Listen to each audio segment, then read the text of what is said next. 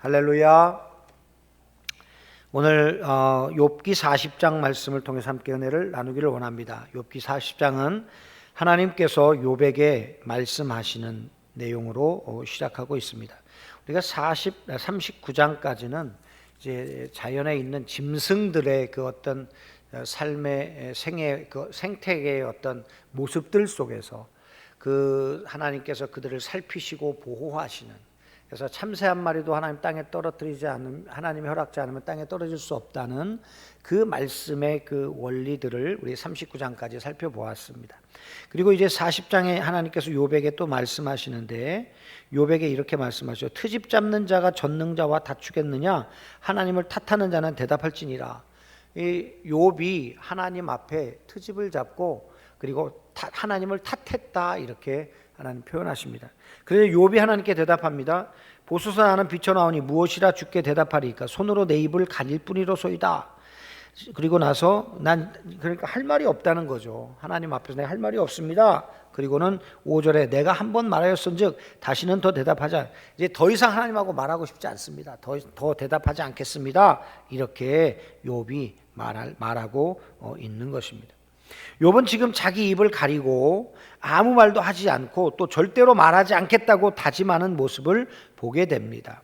이것은 먼저 하나님의 70여 가지의 질문, 38장, 39장의 두 장에 이은 70가지가 넘는 그 하나님의 질문에 대하여 자기가 얼마나 무지한가, 하나님 앞에서 얼마나 무지한가 하는 것을 바로 알고, 그리고 자기를 바로 발견할 때에 그런 사람들의 상태에서 나타날 수 있는 반응이라 이렇게 할 수 있죠. 다시 말하면 우리는 열입이 있어도 하나님 앞에 말할 것이 없다는 거죠. 왜요?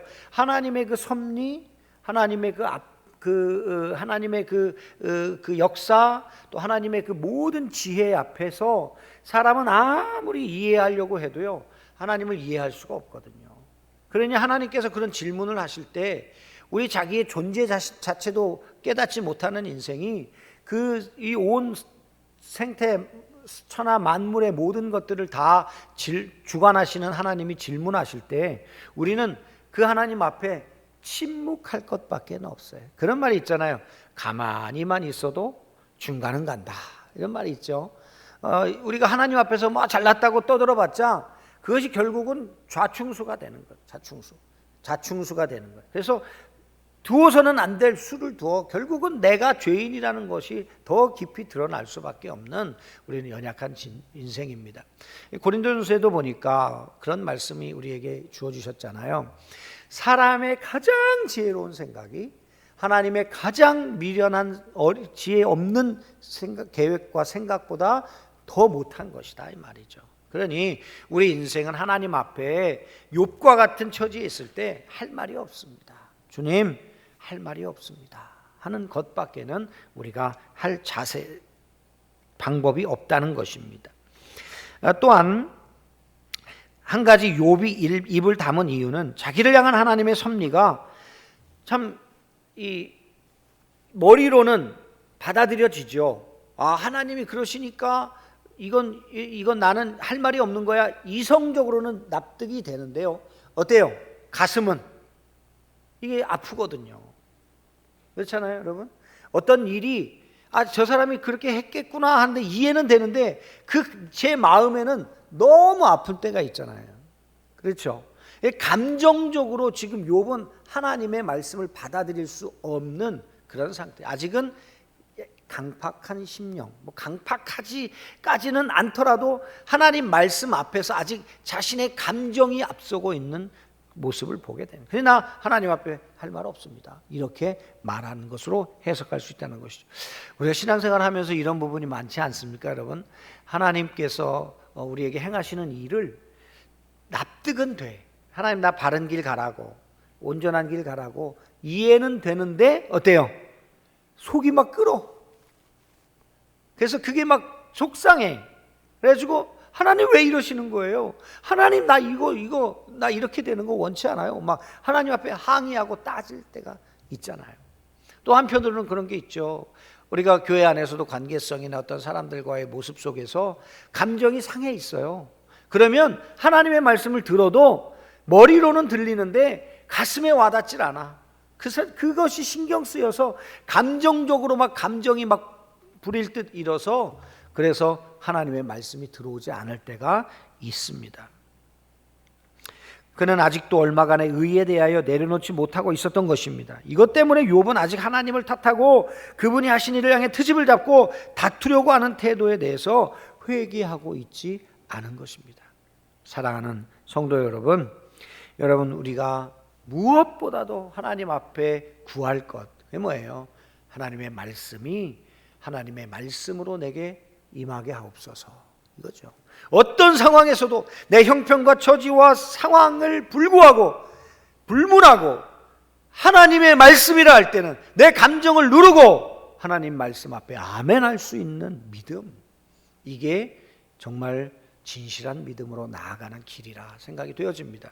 욥 자신도 그걸 못했어요. 그래서 아직도 하나님 앞에 트집 잡고 고집 부리고 있다는 것이죠. 우리가 이렇게 생각하면 안 됩니다. 아이고 목사님, 욥도 이랬는데 뭐 욥보다 한참 부족한 우리는 뭐 어떻겠어요? 그래도 되는 거 아니에요? 성경은 우리에게 그래서 주시는 말씀이 아니에요. 비교하라는 것이 아니라 욥처럼 이렇게 살지 말고 하나님의 말씀 앞에 예레미야 애가에 나와 있는 말씀처럼 내가 정말 내 이 고난을 생각하면 쑥과 담즙 같은데, 그런데 내가 이 모든 것이 바꾸어 소망이 되는 것은 아침마다 성실하신 하나님의 인자와 자비와 긍휼하심이 내게 임하기 때문입니다 라고 고백할 수 있는 그런 믿음, 우리가 하나님께로 받게 되기를 축복합니다.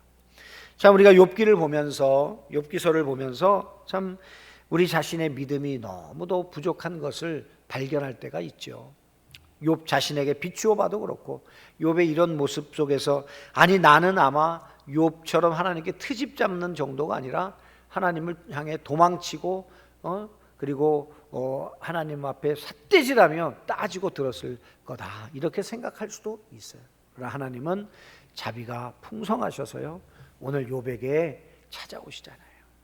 우리 하나님은요, 이렇게 소심한 분이 아니에요. 잘 삐지시는 분이 아니에요, 여러분.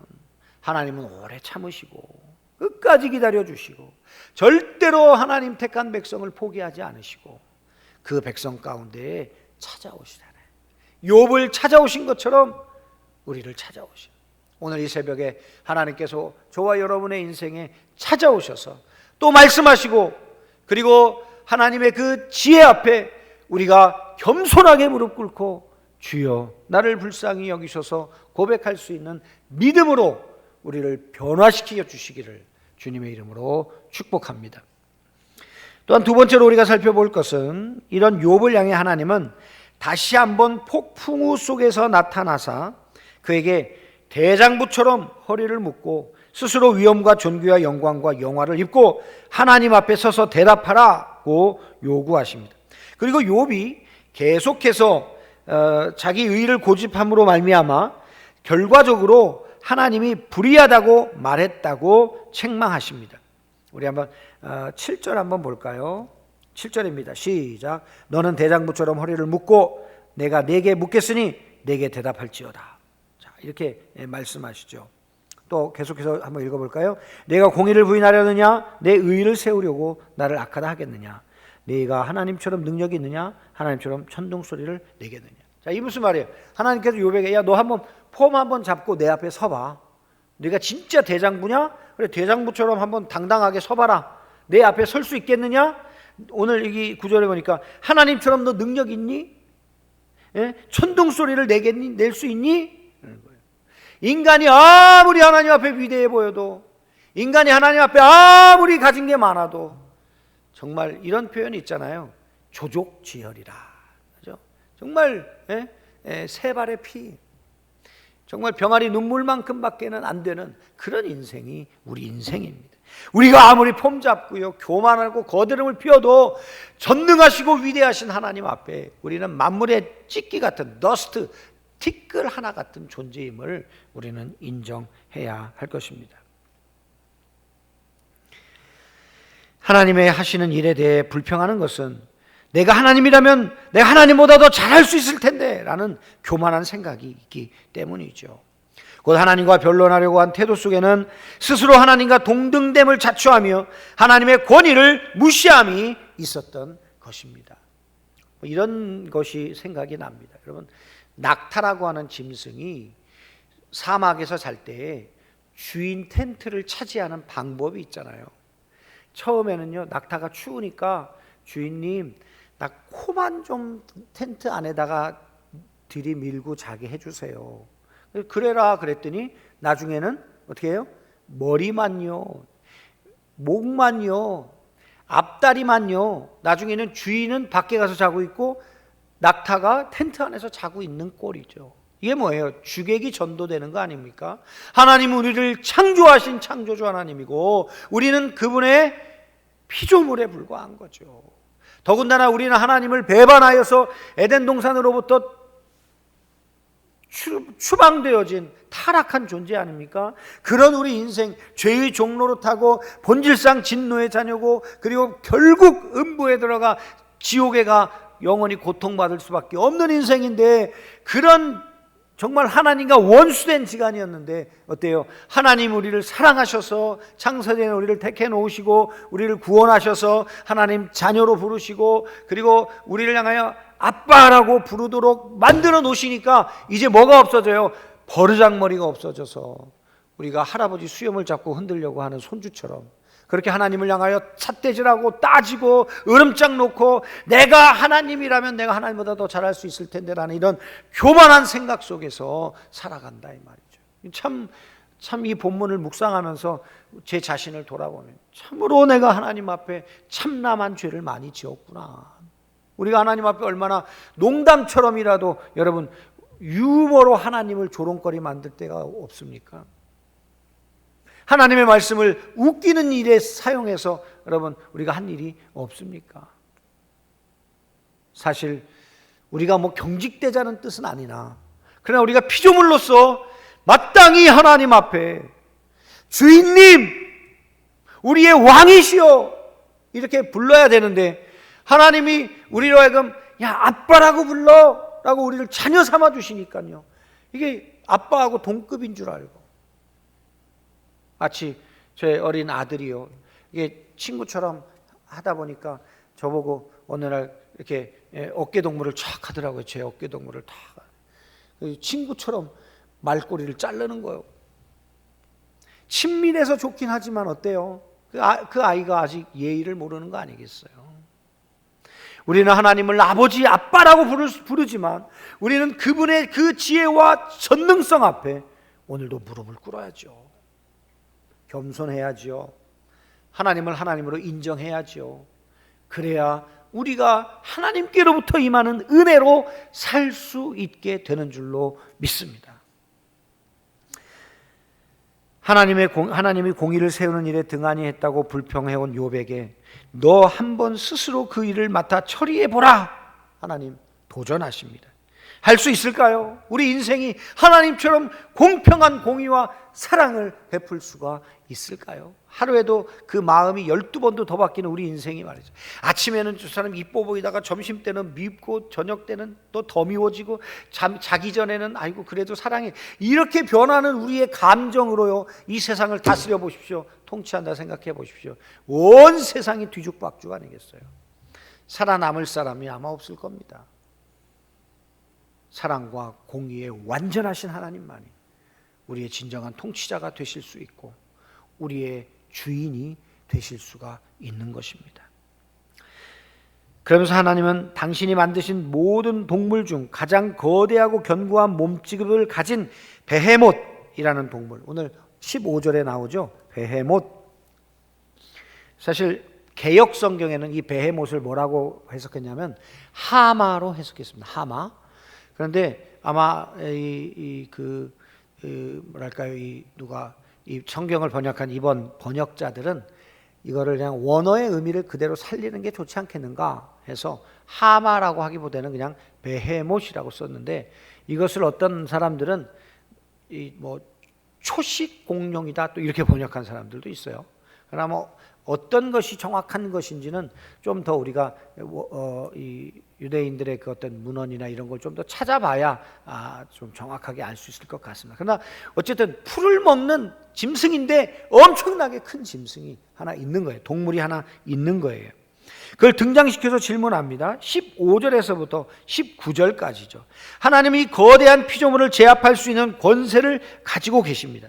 그뿐만 아니라 하나님은 이것을 위해서도 산과 강에서 먹을 것과 은신처를 공급하시는 분이십니다. 다시 말하면 그 거대하게 엄청나게 먹어치우는 베헤못이라는 짐승도 하나님은 어때요? 창조하신 분이시고 그것을 제압하시고 돌보시고 통제하실 뿐만 아니라 그것을 먹이시고 그리고 그들 살피시는 그런 또 그가 숨을 곳을 예비하시는 그런 하나님이시다라는 것이죠.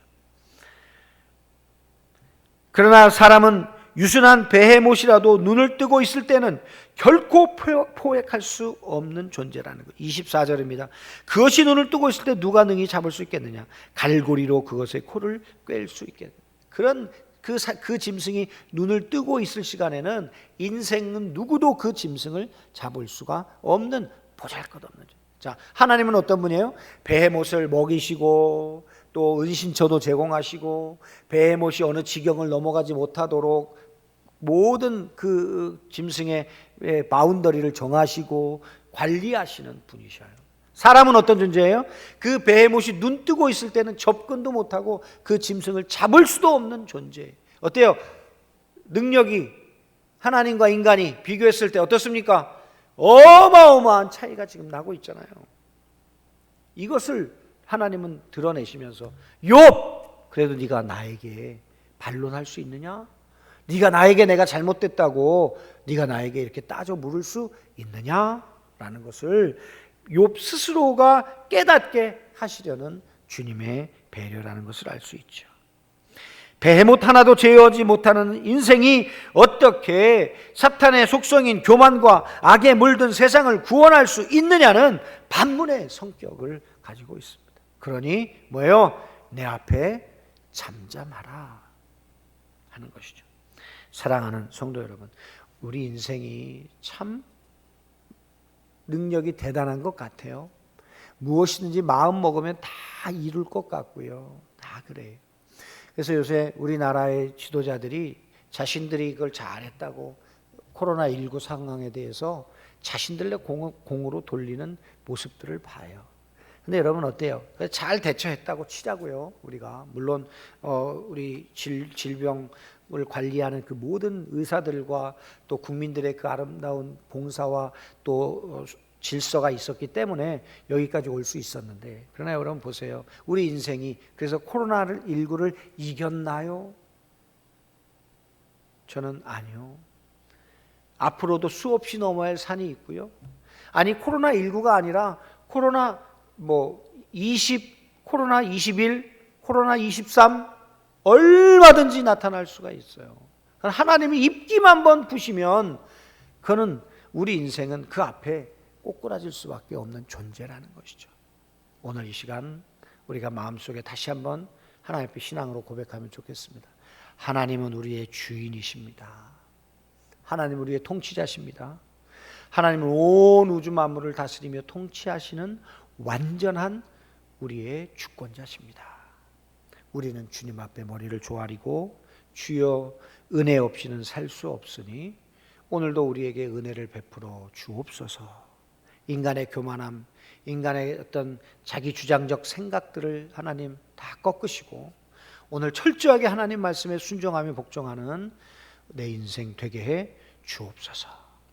이렇게 인정하고 출발하는 우리 모든 성도님들 다 되시기를 주님의 이름으로 축원합니다. 오늘이 빨간 날입니다. 누가 오신 날이라고 하죠. 세상 사람들은 오늘 또 그렇게 또 우상을 향해 나아가겠지만 오늘 우리는 이 새벽에 하나님을 구하고 하나님을 인정하고 하나님 말씀 앞에 겸손하게 무릎 꿇고 오늘도 주님의 통치와 다스림 속에 인생의 참 생명의 길을 가는 우리 성도님들이 다 되시기를 주님의 이름으로 축원합니다.